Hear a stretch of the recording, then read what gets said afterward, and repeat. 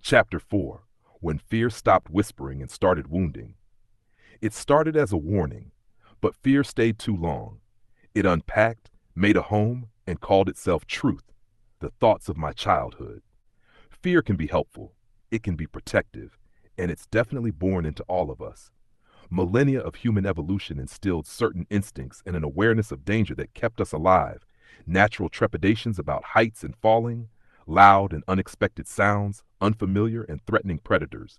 But when those fears are met with the safety of structure, an environment that reassures and protects us, we're empowered to overcome them.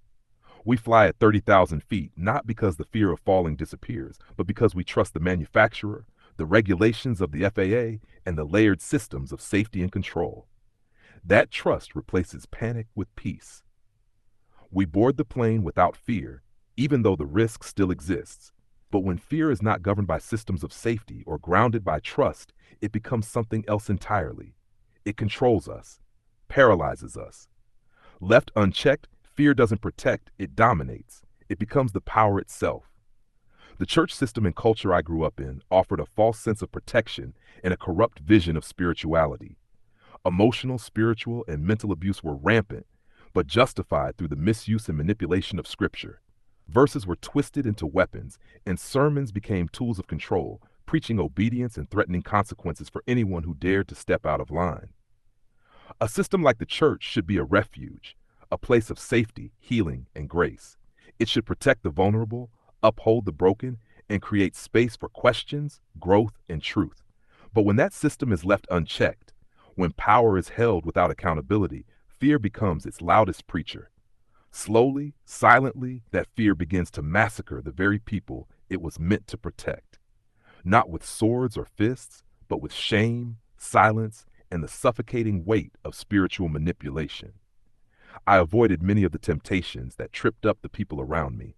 While some of my friends were experimenting with booze and pills, I never really felt the pull. Even though my dad was an alcoholic, I never wanted to follow in his footsteps. Something in me had already seen the damage up close. The idea of numbing myself with substances just never made sense. And when it came to girls, I was a pudgy, awkward teenager without much money or style. I wasn't exactly swimming in opportunity. From the outside, it probably looked like holiness, like maybe the church had succeeded in shaping me into a good, obedient young man. But that's not what it was. Not really. It was my mom. She was the difference, a spiritual force of nature. Fiercely kind, deeply compassionate, theologically curious, humble to her core, and above all else, she had a pure and unstoppable love for every single soul she encountered. Her prayers didn't just fill the room, they filled the cracks in our family, the gaps left by the church, the wounds we were too scared to name. It wasn't sermons or youth groups or purity pledges that kept me safe. It was her faith, her presence, her quiet strength. She stood between me and the fire, not just the fire of the world, but the fire inside the church walls, the judgment, the shame, the fear. She was the real sanctuary. She was a modern-day heroine battling chronic health issues, married to a man whose addiction to alcohol made stability in the home nearly impossible, and trying to raise two sons on an income that hovered below the national poverty line. It wasn't that my father didn't want to work or lacked a work ethic, far from it. He was, in truth, a hard worker when sober. But the 2-week benders of a binge-drinking addict drained our home of any financial surplus, and with it, the comfort that comes from knowing the lights will stay on, the rent is paid, and there's food on the table. Still, my mom pressed on. She lived a life of quiet sacrifice, driven by a deep desire to remain faithful to the church and its leadership. So even when the cupboards were bare and the bank account empty, she still felt obligated to give 10% of any income or increase that came into the house. But what do you do when there is no income? How do you meet the church's tithing demands when the only thing filling your children's bellies is the welfare assistance you've managed to scrape together? You can't exactly drop powdered milk and government cheese into the offering plate. And this is where I saw this great woman of faith struggle under the suffocating grip of fear. She was afraid to fail God. She was afraid to disappoint the pastor. So even when she didn't have the money, she would take the food stamps meant to feed our family, buy groceries with them, and leave those groceries on the preacher's doorstep. That's not faith. That's fear, flexing its dark influence.